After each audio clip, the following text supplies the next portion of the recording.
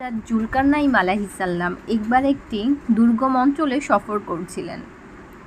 তিনি একটি পাহাড়ি অঞ্চলে পৌঁছালেন, যেখানে দুই জাতি ইয়াজুজ এবং মাজুজের অবস্থা খুব উদ্বেগজনক ছিল। তারা ছিলেন অত্যন্ত খারাপ আচরণের মানুষ এবং পার্শ্ববর্তী অঞ্চলের জন্য বিপদ সৃষ্টি করছিল। তারা সাধারণ মানুষদের ওপর অনেক অত্যাচার করত। সাধারণ মানুষজন তখন হযরত জুলকারনাইন আলাইহিসসালামের কাছে অনুরোধ করল তাদের এই ইয়াজুজ ও মাজুজের হাত থেকে রক্ষা করার জন্য।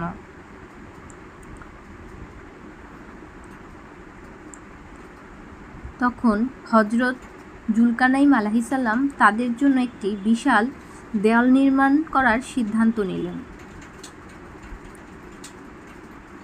এবং পার্শ্ববর্তী এলাকার মানুষজনকে নিয়ে হযরত জুলকারনাইন আলাইহিসসালাম একটি বড় ও শক্ত দেয়াল নির্মাণ কাজ শুরু করে দিলেন।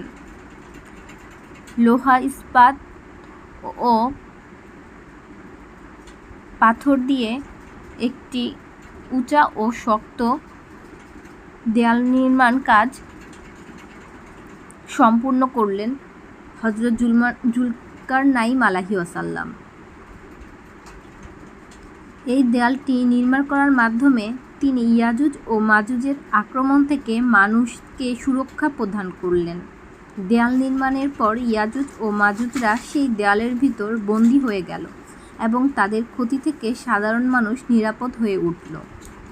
এই ঘটনা প্রমাণ করে যে ইসলামে মানুষের সুরক্ষা ও শান্তির জন্য ব্যবস্থা করা অত্যন্ত গুরুত্বপূর্ণ একটি বিষয়।